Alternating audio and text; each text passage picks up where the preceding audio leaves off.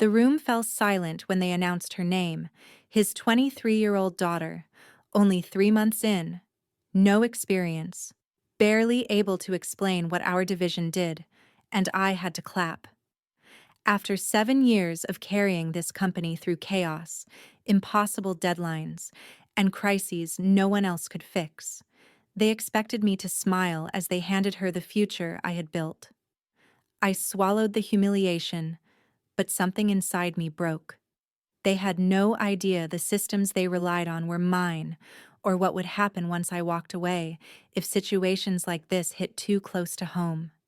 For 7 years, I told myself the long nights, missed weekends, and exhaustion were temporary sacrifices for a future I believed I had earned. I wasn't chasing glory, just stability, a chance to give my son a life where he didn't watch his mother drowning in work while pretending it didn't hurt. When I first joined Pacific Meridian Freight, I was grateful for the job. After my divorce, starting over felt like hauling a freight ship with bare hands, but I pushed through each day to prove I could rebuild. People came to me for answers long before management ever did. Shipments stalled in Tacoma, client meltdowns over customs delays, a warehouse fire shutting northern routes. I fixed it all, quietly holding the backbone together until something broke, and I was the only one who could put it back together. My coworkers noticed, my clients noticed, and Victor Harland, our regional vice president, noticed too, but only when it suited him.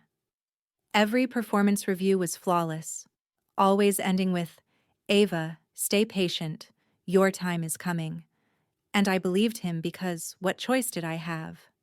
I had a teenager at home, college funds, a mortgage I refinanced twice, and a career I couldn't risk losing.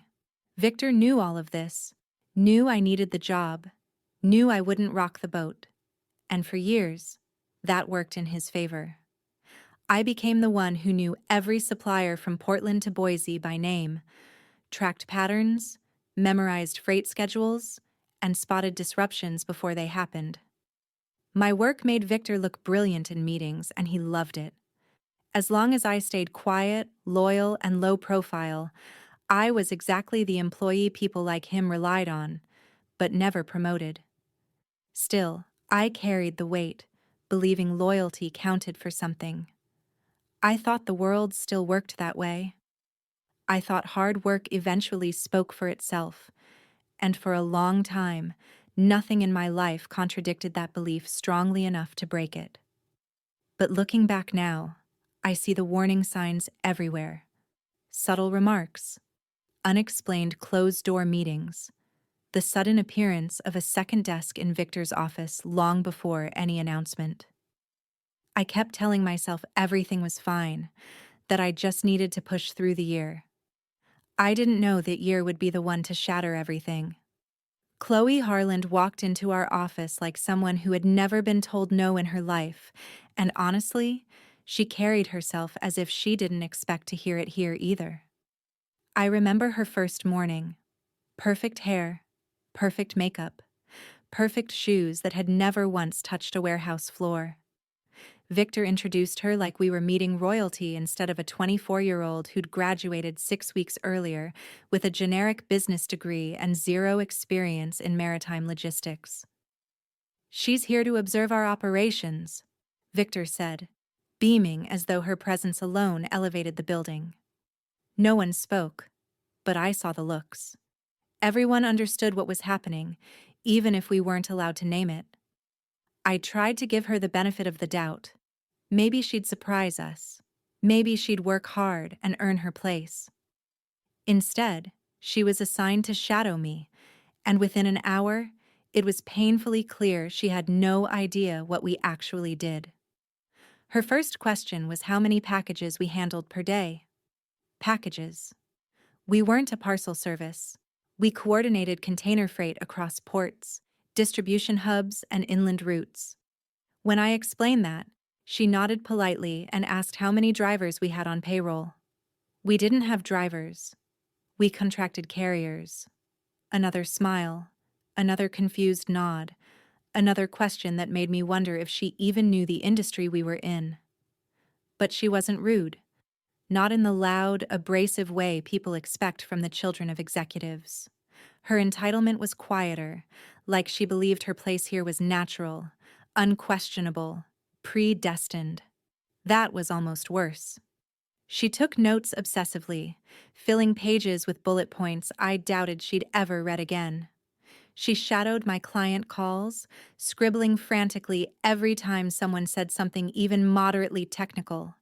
And every time she glanced at me with that earnest expression, it was as if she expected praise, simply for paying attention. What struck me, though, wasn't her lack of knowledge. It was her complete oblivion to how her presence shifted the room.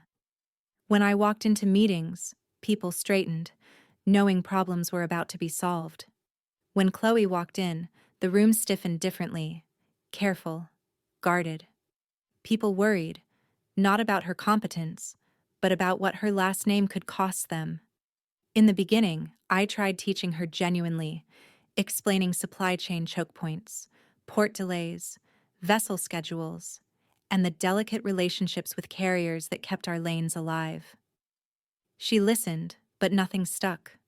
Still, Victor talked about her as if she were a rising star, bragging about her fresh perspective, even though her most insightful comment in 3 weeks was asking why cargo ships couldn't take shorter routes. The tension didn't explode at once, it seeped into the cracks. She began appearing in executive meetings she wasn't qualified for. Decisions I normally influenced went straight through her. Colleagues who once asked my guidance now asked, "Has Khloe seen this yet?" As if approval from someone who didn't know what a TEU was suddenly mattered. Something inside me tightened each time, small shifts accumulating until the air felt different, less respectful, less honest. I didn't know the full picture yet, but I could feel the foundation tilting, and every time Khloe smiled, blissfully unaware of the consequences, that tilt deepened. The morning it happened, the office felt strangely quiet, like everyone already knew something I didn't. I walked into the conference room expecting another routine quarterly update, Victor talking too long and saying too little, and mentally replayed the reports I'd prepared. I'd been doing the heavy lifting on our coastal redistribution model for months, ready for him to finally acknowledge it. People looked at me like someone right before they get good news. Small smiles, encouraging nods. For one foolish second, I let myself believe maybe this was finally the moment my work would be recognized. Then Victor walked in, Khloe at his side, cheeks flushed with excitement, clutching a folder like it contained a script she feared forgetting. Something in my chest tightened. Victor cleared his throat dramatically, demanding the room's attention. "Before we begin," he said, "I'd like to make a very important announcement." Every eye shifted first to him, then to me. Heat rose in my face. He placed a hand on Khloe's shoulder, smiling with pride usually reserved for awards or weddings. "Effective immediately," he said, "Khloe Harland will be stepping into the role of Regional Operations Director." The words didn't make sense, like a language I hadn't learned. My brain refused to register them. Khloe blinked, overwhelmed by her own promotion. Then the applause started, hesitant at first, then building into a forced, uncomfortable rhythm. I sat frozen, anchored to the floor. My name wasn't called. My work wasn't mentioned. 7 years of crisis management, long nights, quiet victories meant nothing. I forced myself to clap, palms numb. I watched Khloe, her smile wide, trembling, disbelief mixed with delight in every movement. She had been here barely 3 months, still mispronouncing half our carrier partners' names, unable to outline a distribution lane if her life depended on it. And there she was, accepting congratulations for a job she had never done, stepping into the future I'd spent nearly a decade preparing for. Victor beamed at her like a man certain he'd made a bold, visionary choice. "I want to acknowledge someone who has been crucial in preparing Khloe," he said, turning toward me. My heart lurched. For a moment, I thought maybe he would offer explanation, gratitude, something to soften the humiliation. Instead, he said, Ava has been invaluable getting Khloe up to speed. Up to speed. As if all my knowledge, expertise, and backbreaking work had been nothing more than a training course for his daughter's fast-tracked career. I nodded mechanically, unable to trust my voice. The room buzzed with polite congratulations. No one met my eyes for more than a second. The betrayal didn't explode. It suffocated, wrapping around my throat until I could barely breathe. When the meeting ended, people shook Khloe's hand, offering praise they didn't truly mean. I gathered my notebook, moving slowly, trying to keep my hands from shaking. As I started to leave, Victor caught my arm. Ava, stick around for a moment, he said, lowering his voice as if expecting gratitude for the humiliation he'd just delivered. The room emptied until it was just the two of us. Victor leaned against the table, loosening his tie like he'd endured the hardship. I know this might come as a surprise, he said, but Khloe brings fresh perspective. Fresh perspective. I wanted to laugh. Instead, I stared, letting silence speak. He continued. You understand, right? It's nothing personal. Nothing personal. Promoting his inexperienced daughter over the person who had practically run the division for years wasn't personal. Expecting me to swallow it and smile wasn't personal. Believing I was too dependent on the job to object wasn't personal. I understand perfectly, I said. And in that moment, I did. I saw everything. The manipulation, the false promises, the invisible limits I'd been told to wait through. Victor relaxed, mistaking my clarity for compliance. He had no idea what he just ignited. I went back to my desk after that meeting, moving on autopilot, the way people do after a car crash when they're still trying to understand what happened. My coworkers avoided my eyes, afraid they'd reveal how they really felt. Angry for me, relieved it wasn't them, terrified of the politics beneath it all. I held myself together, but something inside me had gone very still, not defeated, just painfully, sharply awake. I stayed late that night, partly because I didn't want to go home with the humiliation clinging to me, partly because work had always been the place where I felt in control. I finished the routing report no one would read, updated the vendor audit Victor had asked for and then ignored, and tried to convince myself maybe I could survive this if I just kept my head down. I didn't believe it, but I tried. By 8 p.m., the office was empty except for the cleaning crew humming quietly through the hallways. I got up to stretch and walked toward the break room, craving coffee even though I knew it would keep me awake all night. As I passed Victor's office, I heard voices, low, tense, unmistakably private. I froze. The door was cracked just enough for sound to slip through. I should have kept walking. I should have respected the boundary. But something inside me already knew this conversation was about me, and I couldn't turn away. The board's going to ask questions, a man said. I recognized the voice. Raymond Lee, our corporate liaison. Khloe's only been here a few months.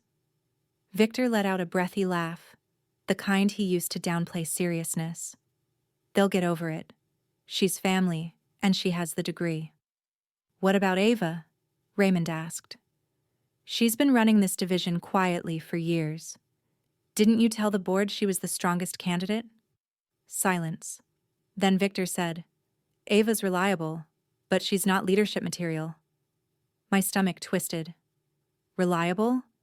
Like a functioning door hinge, useful, unnoticed, unpromotable. Raymond wasn't convinced. Her experience outweighs Khloe's entire resume. Experience is fine, Victor said, but Ava won't go anywhere. She needs this job. Single mom, mortgage, expenses. She'll keep her head down. My lungs felt tight, like the air had thickened into syrup. He wasn't just talking about my work.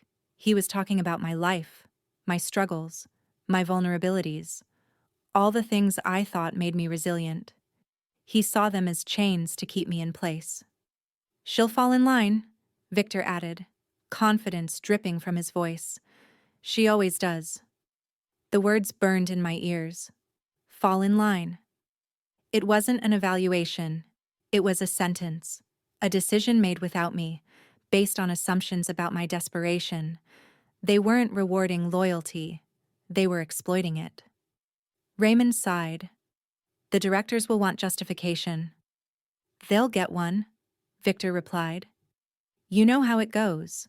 Youth, innovation, fresh thinking, whatever buzzwords they want, and Ava will do what she always does. Quietly support us. Something shifted inside me. Small, final, irreversible. The kind of shift you don't recover from because it becomes the dividing line between who you were and who you're about to become. I backed away from the doorway silently, my hands cold despite the heated office. I no longer felt humiliation. I no longer felt anger. What I felt was clarity. Blinding, absolute clarity. I knew exactly what my future looked like if I stayed. More stolen opportunities, more invisible labor, more manipulation disguised as mentorship. I walked back to my desk, shut down my computer, and left the building without a word. The parking lot was dark, the air wet with the smell of rain, and for the first time in years, I didn't feel afraid. Victor thought my responsibilities made me powerless. What he didn't understand was that responsibility doesn't chain you, it sharpens you. And he had just handed me the truth I needed to walk away. He thought I would fall in line. He was about to find out what happens when someone like me finally steps out of it. By Friday afternoon, the clarity from that night had solidified into something unshakable. I walked into the office early, finished the last of my pending tasks, and printed my resignation letter on thick cream-colored paper. The kind people use for real decisions, not impulsive ones. The whole morning felt strangely calm, like the quiet before a storm only I knew was coming. When the clock hit 4:30, I stood, smoothed the front of my blouse, and walked toward Victor's office. He had just finished giving Khloe a tour of what he loudly called her new domain. The phrase still made me nauseous. I knocked. Victor looked up with that half-managerial smile he used to appear approachable. Ava, come in. How's the transition going? I handed him the envelope. This is my 2 weeks' notice. The smile died before he could stop it. His eyebrows shot up, then pulled together into an expression I'd never seen on him before. Fear. This is a joke, right? He said, tearing open the envelope. No, I said calmly. He read the letter twice. Fast the first time, slower the second. His throat tightened. Ava, you're leaving because of the promotion. I didn't answer. Silence made him nervous, and I wanted him nervous. We should talk about this, he said, standing. Don't make a rash decision. It's not rash, I said. It's overdue. He exhaled through his nose, frustrated. What about your responsibilities, your son? You need stability. This is impulsive. There it was. His supposed leverage, my life weaponized to keep me compliant. I'll manage, I said. Victor paced behind his desk, agitation growing. You realize quitting over this makes you look unprofessional, childish even. You're throwing away everything you've built. I kept my expression flat, letting him hear how pathetic he sounded. If that's how you see it, I said. He tried a different tactic, leaning forward as if we were old friends. Look, Ava, you're good at what you do, but you don't want to burn bridges. I can't give you a strong reference if you walk out like this. 5 years of flawless reviews, 2 a.m. crisis calls, port shutdowns I had brought back online, and now he pretended I was a liability. A reference won't be necessary, I said. His face darkened. You're being emotional, he said. Let's take the weekend. You come back Monday and we pretend this never happened. No, I said. I'll finish my 2 weeks. I'll document everything Khloe needs. After that, I'm done. He laughed, but it wasn't humor. It was disbelief. You think Khloe needs your documentation? She'll be fine. That lie didn't even sound convincing, and he knew it. Monday morning proved how wrong he was. I found Khloe already at her desk, surrounded by spreadsheets and half-written emails. Her eyes were puffy. Ava, she whispered. I've been here since 6. Something's wrong with the Port of Tacoma shipment. Customs flagged a manifest and Morrison Freight is threatening to cancel their order if we don't fix it today. Morrison, our largest coastal account, the same client who once told me, Ava, if you ever leave, we're in trouble. What did you tell them? I asked. I told them I'd look into it, she said, voice trembling. She showed me the email she'd been staring at for hours. She'd pulled the wrong carrier file, the wrong customs form, and an outdated manifest. She didn't even know which vendor handled the flagged cargo. She wasn't incompetent. He was unprepared, thrown into deep water with bricks tied to her feet. I spent 3 hours sorting the mess. Khloe hovered beside me, asking questions, writing notes, trying to understand. Not once did she act like she deserved the job she'd been given, but the consequences of her inexperience would be brutal. By noon, we resolved the crisis, but the relief on her face broke something in me. She wasn't the villain. She was a shield, Victor's way of protecting his power by installing someone too inexperienced to challenge him. Even with the crisis averted, the ripple effects began immediately. 4 major clients called throughout the day, each asking the same question. Ava, are you still managing our account? When I told them I'd be leaving in less than 2 weeks, every call ended with unnerving silence, then concern, disappointment, fear. They trusted me, not the company, and they weren't shy about saying it. By the end of the day, Victor summoned me to his office again, and this time Khloe sat in the corner, looking like she'd aged a year overnight. I hear you've been interviewing with competitors, Victor snapped. I'm exploring opportunities, I said. While you're still employed here, he shot back. While you're training Khloe, that's a conflict of interest. I haven't shared anything proprietary, I said. He slammed his fist lightly on the desk. Your client relationships are proprietary. No, I said finally, letting heat into my voice. My work built those relationships. They're not property. They're trust. And trust follows the person who earned it. Victor's face turned red, a pulsing, furious shade. If you take our accounts with you, he growled, I'll make sure you never work in this industry again. I stood slowly. You don't have that power, I said. But I appreciate the reminder of why I'm leaving. Khloe watched me with wide, guilty eyes. She wasn't angry. She wasn't defensive. She was scared because she knew what her father didn't. The power he thought he had over me was already gone, and the consequences of losing me had only just begun. My last week passed in a strange mix of calm and inevitability, like watching a ship drift toward rocks everyone else pretended not to see. I documented everything Khloe would need: contacts, carrier patterns, crisis protocols, not for Victor, but for the clients and employees who didn't deserve the fallout. On my final Friday, I boxed up my things, handed in my badge, and walked out of Pacific Meridian Freight without looking back. The air felt lighter the moment the door closed behind me. What I didn't realize was how quickly word would spread. By Monday morning, I had 3 missed calls from former clients, 2 from competing carriers, and 1 from a hiring director at Ocean West Logistics, the same firm that had been eyeing our division for years. Their regional director, Daniel Rivers, wanted to meet immediately. When I walked into his office overlooking the Seattle waterfront, he didn't bother with small talk. Ava, he said, we've heard what's happening at your old shop. If you're open to it, we'd like you to lead our Northwest operations. The offer landed like a lifeline: 30% higher salary, full benefits, tuition support for my son, and the freedom to shape an entire region the way it should be run. But what struck me most wasn't the money or the title. It was the respect.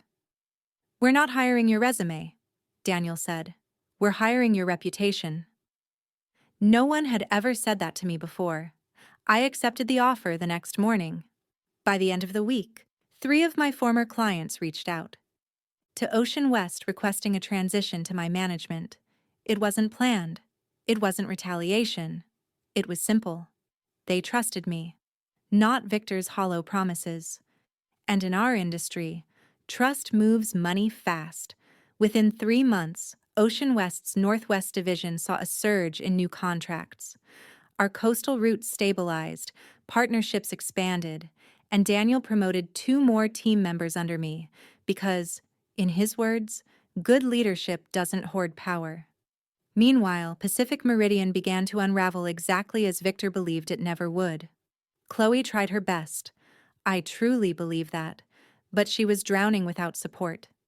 Clients complained about missed shipments, misfiled customs documents, delayed carrier payments, issues that would never have slipped under my watch. The Port of Tacoma disaster, an entire shipment locked down due to an unauthorized routing change, hit the newspapers first. Then came the Morrison Freight lawsuit for breach of contract, followed by the board investigation. 6 months after I left, Daniel dropped the latest industry magazine on my desk with a satisfied grin. "Page 3, he said. I opened it. The headline felt surreal. "Pacific Meridian Freight loses 61% of regional revenue. VP terminated amid nepotism investigation."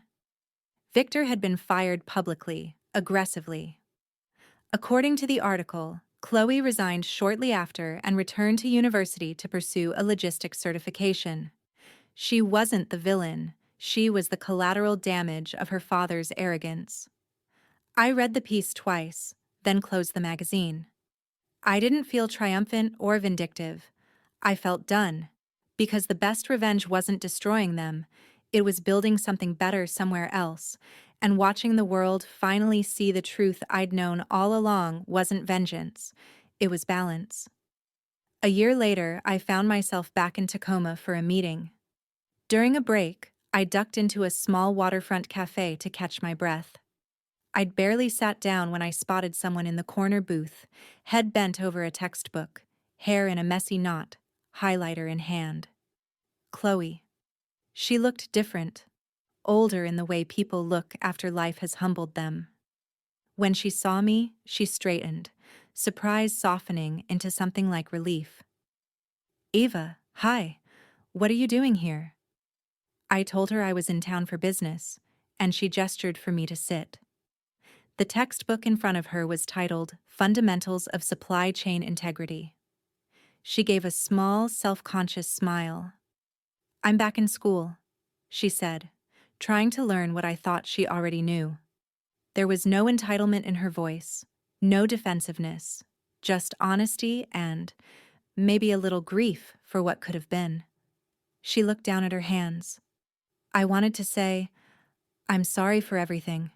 I wasn't ready. Dad said I'd grow into it, but I never belonged in that role." I studied her face and saw the weight she carried. Not guilt over being chosen, but guilt over being used. "You were put in an impossible position," I said. "That wasn't your fault." She nodded, eyes glistening. "Dad still blames you, you know." I didn't flinch. "What do you think?" She closed the textbook slowly. "I think you deserve the promotion, and I think losing you is what broke the company, not anything I did." I paid for both our coffees before leaving. As I walked out into the cool salt air, I felt something settle inside me. Not victory, not revenge, just closure. Because sometimes the real justice isn't watching someone fall, it's knowing you finally rose. Life has a way of revealing who people really are, especially in the places we depend on most.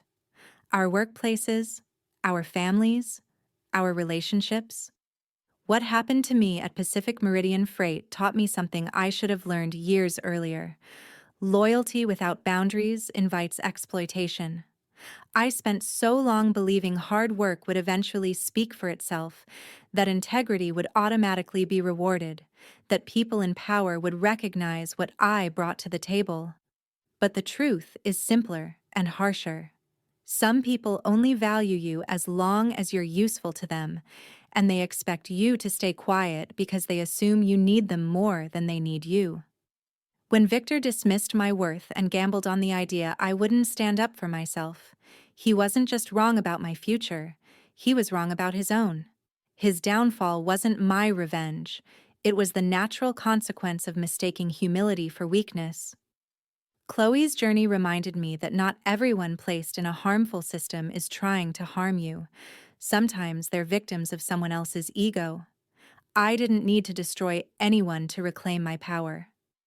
I just needed to walk away, rebuild my life on my own terms, and let the truth catch up to the people who ignored it. That's a lesson many of us forget. Sometimes forgiveness is self-liberation, but sometimes silence is the sharpest knife. In your own life, pay attention to the spaces where you feel unseen or underestimated.